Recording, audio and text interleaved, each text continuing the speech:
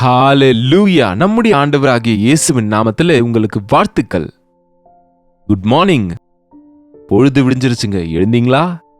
வாங்க ஆண்டவருடைய வசனத்தை தியானிக்கலாம். இப்போதான் எழுந்தீங்களான்னு கேட்கல, எப்போவோ எழுந்திருப்பீங்கன்னு நினைக்கிறேன். எது எப்படியானாலும் எல்லாருக்கும் அனுகூலமா இருக்கும்படிக்கு 7 மணிக்கு இந்த அனுதின தியானத்தை ஒரு நாள் உங்களுக்கு கொடுக்கிறோம். சிறிய ஜெபத்தோடு இன்றைக்கு வசனத்தை தியானிப்போம். பரிசுத்தரே உமக்கு நன்றி ஆண்டவரே, இன்னொரு முறை உம்முடைய வார்த்தை இந்த காலை நேரத்தில் எங்களுக்கு கொடுங்க. இந்த உலகத்திலே குழப்பங்களை நாங்கள் பார்க்கையிலே, எவ்வளவோ போராட்டங்களோடு இந்த உலகம் போய்கொண்டிருக்கையில நிம்மதியாக எப்படி வாழ வேண்டுமோ,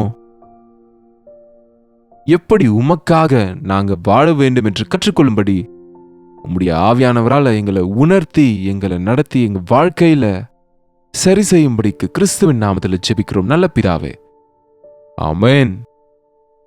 ஆமாங்க, நாம சின்ன பிள்ளைங்களை கெஞ்சுவோம் பார்த்தீங்களா? அப்படியாக தேவன் நம்மை கெஞ்சி கொண்டு இருக்கிறாருங்க. அவருடைய அன்பு எவ்வளவோ பெரியது. அவர் எப்பொழுதும் நம்மை நேசிக்கிறாரு. கீழ்ப்படியாதவர்களின் பக்கமாய் அவருடைய கைகளை நாளெல்லாம் விரித்து காத்து கொண்டிருக்கிறாராம். கீழ்ப்படியாமல் முரட்டாட்டம் செய்யும் ஜனங்களை அவர் புறக்கணிக்கிறதில்லை, ஆனா சேர்த்து கொள்வதற்கு அவருடைய கைகளை நீட்டி வரவேற்கிறாரு. ஜெபிப்போம். இந்த உலகத்துல எத்தனையோ பேர் ஆண்டவருக்கு கிட்ட வருவதற்கு பதிலா ஆண்டவருக்கு தூரமாகறாங்க. ஏசு ஆண்டவரை நம்பி இருக்கிறோம்னு சொல்றவங்க கூட எங்க இருக்கிறாங்களோ அங்கேயே நின்று போய் தேவனோடு தொடர்பை கெடுத்துக் கொள்கிறாங்க. இப்படிப்பட்ட நாட்கள்ல நம்ம ரொம்ப ஜாக்கிரதையா இருக்கணுங்க. ஒரு காலத்துல நம்மளுக்கு இவ்வளவு விஷயம் தெரியாதுங்க. ஏன்னு சொன்னா நம்ம வாழ்க்கையில எங்கேயோ படிச்சேன், 1951 இருந்து 89க்குள்ள பிறந்தவங்க ரொம்ப பாக்கியமானவங்க என்று. அந்த பாக்கியம் உள்ளவங்கள நானும் இருந்தேன்னு சொன்னா சந்தோஷப்படுகிறேன். என்னன்னு யோசிச்சா, அந்த காலத்துல பிறந்தவங்க 3, 4, 5, 6 வயது 10 வயதா இருக்கும்போதே இப்படிப்பட்ட வீடியோ கேம்ஸ் இருந்ததில்ல. வெளியே போய் விளையாடுவாங்க பிள்ளைங்க. இப்படிப்பட்ட கேட்பெரிஸ் சாக்லேட்ஸ் என்று, பிஸ்கெட்ஸ் என்று, என்னங்க இப்போ வந்த டின்டு ஃபுட்ஸ் எதுவும் இருக்காது. அழகா அம்மா செய்த சாப்பாட்டை நல்லா அருமையா சாப்பிடுவோம். இந்த கலர் டிவிஸ் ஆவது, மொபைல் போன்ஸ் ஆவது, மீடியாவது இல்லாததுனால தேவைப்படுற அளவுக்கு நேரம் இருக்கும். ஏதோ ஒரு 1-2 சேனல்ஸ் அந்த 70க்கு பிறகு அந்த டிடி வந்தது. அதுல ஏதோ சில நிகழ்ச்சிகள், சில நேரத்தில் செய்திகள் சொல்லப்படும். அதனால நிம்மதியா இருந்துட்டு இருந்த காலம் அது. இப்போ 24/7 சேனல் பேரே 24/7 இருக்குல்ல.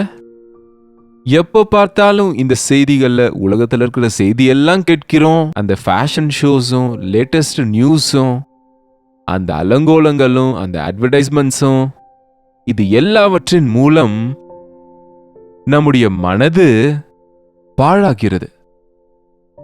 நம்முடைய நேரம் கரைந்து போகிறது. நம் ஆரோக்கியம் அழிந்து போகிறது. இதற்கு நடுவிலே நம்முடைய சிருஷ்டிகர்த்தாவை, நம்மை உண்டாக்கின சிருஷ்டிகர்த்தாவே மறந்து விடுகிறோம். உயிரை கொடுத்த ஆண்டவரை கூட நம்புவதற்கோ, விசுவாசிப்பதற்கோ, ஜெபிப்பதற்கோ வாய்ப்பில்லாத சூழ்நிலைக்கு போகிறோங்க. காலையிலிருந்து சாயந்தரம் வரைக்கும் டிவி சேனல்ஸ் ஆன்லயே இருக்கும். எப்பவுமே கையிலே இருக்கிற செல்போன், எப்போ எது வேண்டுமானாலும் 24 hours அதுல இருந்து கேட்டுக்கொண்டே இருக்கிறோம், பார்த்து கொண்டே இருக்கிறோம். பாருங்க, ஆண்டவர் சொன்ன ஒரு வார்த்தை, மார்க் எழுதின சுவிசேஷம் 4ஆம் அதிகாரம் 23ஆம் வசனத்துல, கேட்கிறதற்கு ஒருவன் காதுள்ளவனா இருந்தால் கேட்க கடவன். கேட்கிறதற்கு காதுள்ளவனா இருந்தால் கேட்க கடவன். பின்னும் அவர் அவர்களை நோக்கி, நீங்கள் எதை கேட்கிறீர்களோ அதை கவனியுங்கள். கேட்கிறோம், என்ன கேட்கிறோம் என்பதை ஜாக்கிரதையா கவனிக்கணும். ஒருத்தவங்க சொன்னாங்க, நம் காது நம்ம கர்ப்பத்தை போன்றதாம். கர்ப்பத்திலே எப்படி பிள்ளை ரூபிக்கப்படுகிறதோ, நாம கேட்பது எல்லாம் நம்முடைய இருதயத்துல சேர்ந்து அது வளர்ந்துவிடும், அது ரூபிக்கப்படும், அது கிரியையாக மாறும், சுபாவமாக மாறும், ஆலோசனையா மாறும். நீங்க கேட்பது எல்லாம் கூட அது நம்ம மனசுக்குள்ளேயே வச்சுட்டு ஆலோசனை செய்து கொண்டிருந்தா அது அதிகமாகிவிடும். அதனால ரொம்ப ஜாக்கிரதையா இருக்கணும். என்ன கேட்கிறீங்க சொல்லுங்க. ஏசாண்டவரின் வார்த்தைங்க ஜீவ ஊற்றுங்க. அவர் வார்த்தைகள் நமக்கு விசுவாசத்தை உண்டாக்கும். கேள்வியினால விசுவாசம் வரும், கேட்பது இயேசு கிறிஸ்துவை பற்றின வார்த்தையினாலே உண்டாகும் என்று வசனம் சொல்லுது. கேட்பதினால் விசுவாசம் வரும், ஆனா கிறிஸ்துவை பற்றின வார்த்தை. அப்ப நம்ம எதை கேட்கிறோம்? மனுஷங்க வார்த்தைங்க, உலகத்தின் வார்த்தைங்க, கண்களின் இச்சை, மாம்ச இச்சை, ஜீவனத்தின் பெருமையை உண்டாக்குகிற வியாபார விஷயங்கள். அழகை எப்படி மெயின்டைன் பண்ணணும், ஆரோக்கியத்தை எப்படி காப்பாற்றிக் கொள்ளணும், எந்த கிரீம்ஸ் பயன்படுத்தணும், எந்த ஜிம்முக்கு போகணும், எந்த ஃபேஷன் ஃபாலோ பண்ணணும், எந்த ட்ரெஸ்ஸஸ் போடணும், எந்த ஆகாரத்தை சமைக்கணும், எதை சாப்பிடணும், இதே விஷயங்கள் எங்கே? சென்சஸ்ல எங்க ஜாஸ்தி லாபம், எங்க ஜாஸ்தி நஷ்டம் வருது, இதை பற்றியே யோசனை. தூங்கினாலும் இதே யோசனை, முழிச்சிருந்தாலும் இதே யோசனை தான். அதுக்குதான் வசனம் சொல்லுகிறது யாக்கோபின் புத்தகத்துல 1ஆம் அதிகாரம் 14ஆம் வசனத்துல, அவனவன் தன் தன் சுய இச்சையினாலே இழுக்கப்பட்டு சிக்குண்டு சோதிக்கப்படுகிறான். தன் தன் சுய இச்சைகளினாலே இழுக்கப்பட்டு சிக்கப்பட்டவனாக, ஆசைக்குட்பட்டவனாக என்னங்க தான் சோதிக்கப்படுகிறான். ஒரு பொருளை பார்த்தா அதை வாங்கணும் வாங்கணும் வாங்கணும். என்னங்க ஒரு அட்வர்டைஸ்மெண்ட் கேட்டா அதன்படி செய்யணும், அதை சம்பாதித்துக் கொள்ளணும், அதை அனுபவிக்கணும், அதை ருசி பார்க்கணும். அதே யோசனையில இருந்து அநேகர் இன்றைக்கு கடன் வாங்கி அல்லது கொலை செய்து சில தேசங்கள்ல ட்ரக்ஸுக்காக கொன்னுடுவாங்களாம், பணத்துக்காக. அப்படின்னா ஒரு மனுஷன் தன்னுடைய இருதயத்தில் இருக்கிற கெட்ட ஆசைனால கிரியையில செய்கிறான், மனசுல கூடு கட்டி விட்டது. பாருங்க, காலையில எழுந்ததுல இருந்து நீங்க என்ன கேக்குறீங்க? இன்றைக்கு நல்லதை கேட்க யாருக்கும் விருப்பம் இல்லைங்க. நம்ம விஷயத்தை நாம கேட்க விரும்புகிறது இல்ல. எல்லார் விஷயமும் நமக்கு வேணும். நமக்கு எதுக்கு சொல்லுங்க? இன்னொன்று, மற்றவங்களில் இருக்கிற தவறை, அவங்களுடைய ரகசியங்களை வெளிப்படுத்துவதிலேயே எதையோ நான் சாதிச்சேன்னு நினைக்கிறாங்க மனுஷன். என்னங்க, எல்லார் தவறையும் எல்லாரும் கண்டுபிடிக்கிறாங்க, ஆனா அவங்க தவறை யாரும் பார்க்கறது இல்லையே. இன்னொருத்தர் விஷயமான அந்த தவறை பேசிக்கொண்டு அந்த கெட்டதை தியானித்து அந்த கெட்டதை பரப்பும் போது அந்த எதிர்ப்பு தன்மை நம்மிலே வந்து விடுகிறது. நம்ம வாழ்க்கையும் கசப்பாயிடுதுங்க. கசப்பு வார்த்தைகளை கேட்டா மனசு கசப்பாகாதா? ஏமாற்றுகிற வார்த்தைகளை கேட்கிற இருதயம் ஏமாறாதா? பொய்களை நம்புகிறவங்க இருதயம் பொய்யினால நிறையாதா? எத்தனை பேர் இன்றைக்கு நமக்கு தேவையில்லாத விஷயங்க ஏன் கேட்கணுங்க? ஏன் நம்ம நேரத்தை வீணடிக்கணும்? இந்த உலகத்துல எங்க பார்த்தாலும் எதிர்ப்பு பார்க்கிறோம். கிரிட்டிசிசம், விமர்சனம்னா, வாதம்னா எவ்வளவு இஷ்டமா கேட்கிறாங்களோ மனுஷங்க. தேவன் எனக்காக அவருடைய திட்டங்களை சொல்ல ஆசையா இருக்கிறாரு, அதனால அவருடைய சமூகத்துல உட்கார்ந்து பேசும் அடியேன் கேட்கிறேன் என்று சொல்ல சொன்னா அவர் சமூகத்துல ஜெபிக்க நேரம் இல்லைன்னு சொல்லுவாங்க. பரிசுத்த வேதம் ஆண்டவர் நமக்கு எழுதின லவ் லெட்டர் போன்றது. முழங்கால் போட்டு வாசிங்க, ஆண்டவர் உங்களோட பேசுவார்னு சொன்னா எனக்கு இன்ட்ரெஸ்ட் இல்லைன்னு சொல்றாங்க. எங்கேயோ ஏதோ நடந்ததுன்னு, யாரோ ஏதோ செய்தாங்கன்னு, ஏதேதோ நடந்ததுன்ற உலக செய்திகளை மட்டும் கேட்பதற்கு, மத்தவங்க செய்த தவறுகளிலே நாம் ஆனந்திக்க முயற்சிக்கிறோம். இது ரொம்ப பயங்கரமானதுங்க. அதற்குதான் அந்த ஆசைகள், தீய ஆசைகள், பொறாமைகள், பகைகள், வெறுப்பு மனுஷருக்குள்ள போயிட்டு அது அவங்க வாழ்க்கையை கெடுத்து கொண்டிருக்கு. பின்பு இச்சை கர்ப்பந்தரித்து பாவத்தை பிறப்பிக்கும். தீய இச்சைகள் எல்லாம் கர்ப்பத்துக்கு போய் என்ன பிறந்ததாம்? பாவம் பிறந்ததாம். அந்த பாவம் நிறைவாகி மரணம் உண்டாகுது. கடைசி அவ்வளவுதான்ல. நமக்கு நாமே பாவத்தை தேடிக் கொள்கிறோம், சேர்த்துக் கொள்கிறோம். பிறனுடைய பாவத்திலே நீ பங்குள்ளவனா இராதே என்று வேதம் எச்சரிக்கிறது. பிறருடைய பாவத்தை குறித்து நமக்கு தெரியாத வரைக்கும், அதை குறித்து நாம ஆராய்ச்சி செய்யாத வரைக்கும் நமக்கு சம்பந்தம் இல்லாததுனால நமக்கு பாவம் இருக்காது. இன்னொருத்தர் பாவத்துல நம்ம பங்கு பெறும்போது, அந்த பாவ விஷயமா நாம விமர்சிக்கும் போது, அந்த தவறுகளை நம்ம ஆனந்திக்கும் போது, அந்த தவறுகளை பார்த்து நம்ம எவ்வளவோ நல்லவங்கன்னு கர்விக்கும் போது நாம அழிந்து போறோங்க, நஷ்டம் போகிறோம். எதை கேட்கறீங்க? காலையில எழுந்தா டிபேட்ஸ் கேட்கறீங்களா? டிஸ்கஷன்ஸ் கேட்கறீங்களா? உலக செய்திகளை கேட்கறீங்களா? என்னங்க வைரல் ஆவது எது இன்றைக்கு மீடியால? ஏசாண்டவரின் சுவிசேஷமும் சொல்லப்படுது மீடியால. ஆனா அது viral Aagathey. If Ed all அது வைரல் ஆனாலும் கூட அது எந்த பாஸ்டரை பத்தின தப்பான விஷயமோ, ஒரு விமர்சனமோ, ஒரு பிரபலமான நபரை குறித்து கெட்டதோ, தப்பான ஹெட்டிங்ஸ் வச்சா, நல்ல ஹெட்டிங் வச்சா பார்க்க மாட்டாங்க. அது மற்றவர்ல குழப்புறது போல வச்சா அதுல என்ன இருக்கோ உள்ள போய் மனசெல்லாம் கெடுத்துக்கிறாங்க. என்ன கேட்கிறோம்? என்னது? அதுக்குதான் நாம ஒரு பாஸ்டர் எங்கேயோ தப்பு செய்தார்னு நீங்க கேட்டீங்க யூடியூப்ல. அதனால பாஸ்டர்ஸ் எல்லாம் தப்பு பண்றாங்கன்னு அர்த்தமா? ஒரு கிறிஸ்தவன் எனப்படுகிறவன் எதையோ செய்துட்டான், அதனால கிறிஸ்தவங்கள்லாம் அவ்வளவுதானா? என்னங்க, யாரோ ஒருத்தர் எதையோ ஒண்ணு செய்தாங்க, ஆனா அதனால எல்லாரும் இப்படிதான்னு நீங்க வாழ்க்கையை வெறுத்துட்டா உங்க வாழ்க்கைக்கு வழி இல்லையே. உங்க கதை அவ்வளவுதான்ல.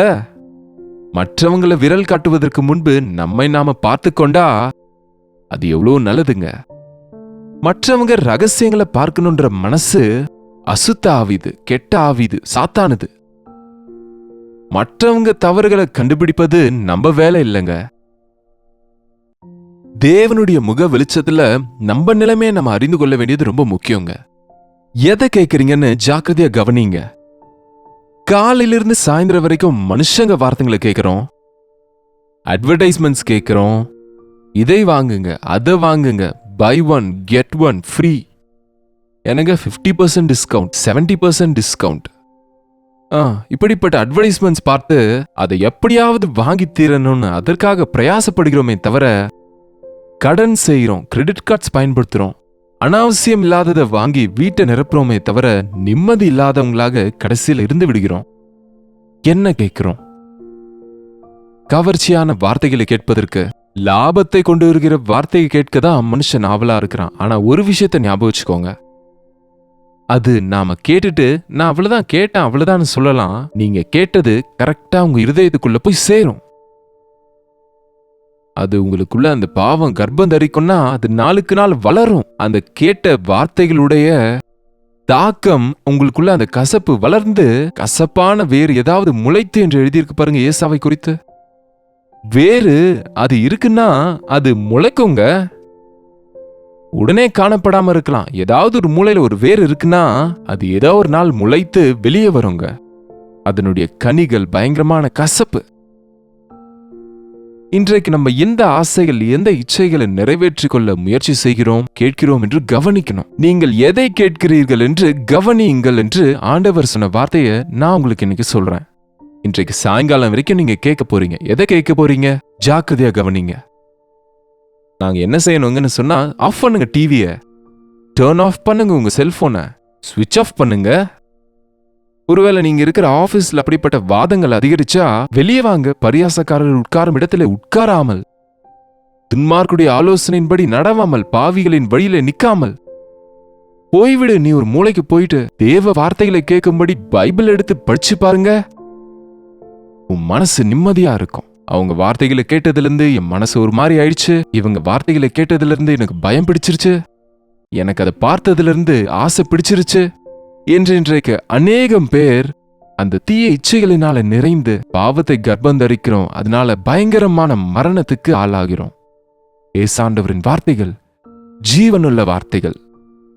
நான் உங்களுக்கு கொடுக்கும் ஆகாரம், நான் கொடுக்கும் ஆகாரத்தை சாப்பிடுகிறவன் திரும்ப எப்பவும் பசியாக இரான். திருப்தியை கொடுக்கிற வார்த்தைகள், மரணத்திலிருந்து தப்புவிக்கிற ஏசாண்டவரின் வார்த்தையை வாசிங்க, கேளுங்க, தேவனோடு பேசிக்கொள்ளுங்க.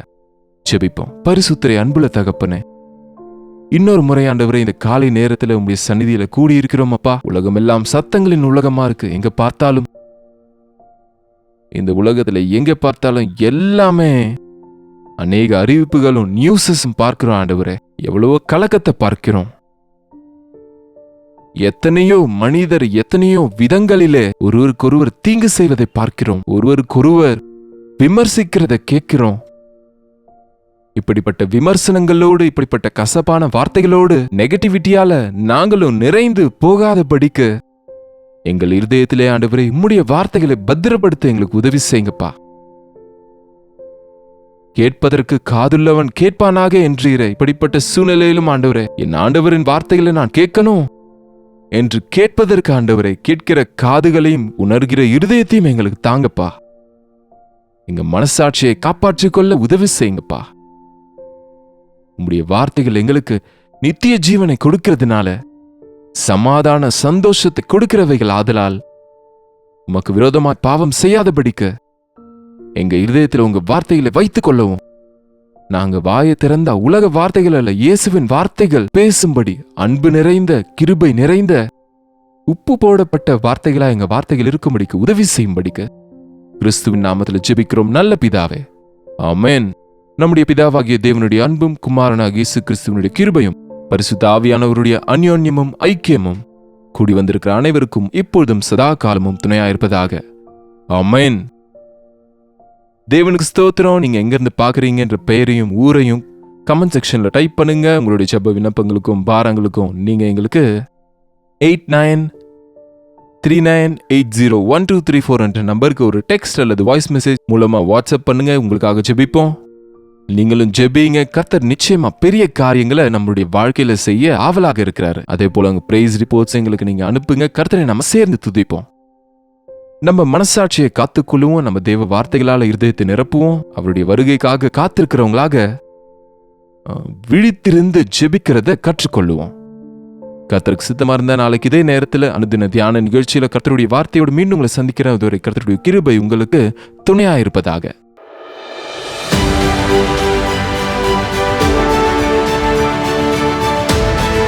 ஹalleluya. புனே மற்றும் புனே சுற்றி இருப்பவர்களுக்கு ஒரு நற்செய்தி. வருகின்ற மார்ச் 27ஆம் தேதி புனேவில் உள்ள YMCA international home and activity சென்டரில் ஒரு நாள் கூடுகையை கெட் டுகெதரை ஏற்பாடு செய்கிறோம். உங்களை சந்திக்க வேண்டும் என்றும் உங்களோடு பேச வேண்டும் என்றும் ஆவலாக இருக்கிறோம். மாலை 5 மணி முதல் இரவு 9 மணி வரை நடக்கவிருக்கும் இந்த ஒரு நாள் கூடுகையில் கலந்து கொள்ளுங்கள். நீங்கள் மட்டுமல்ல, உங்கள் நண்பர்களையும் உறவினர்களையும் அழைத்து கொண்டு வந்து தேவ ஆசீர்வாதத்தை பெற்றிடுங்கள். மேலும் விவரங்களுக்கு கீழ்காணும் எண்களுக்கு தொடர்பு கொள்ளுங்கள்.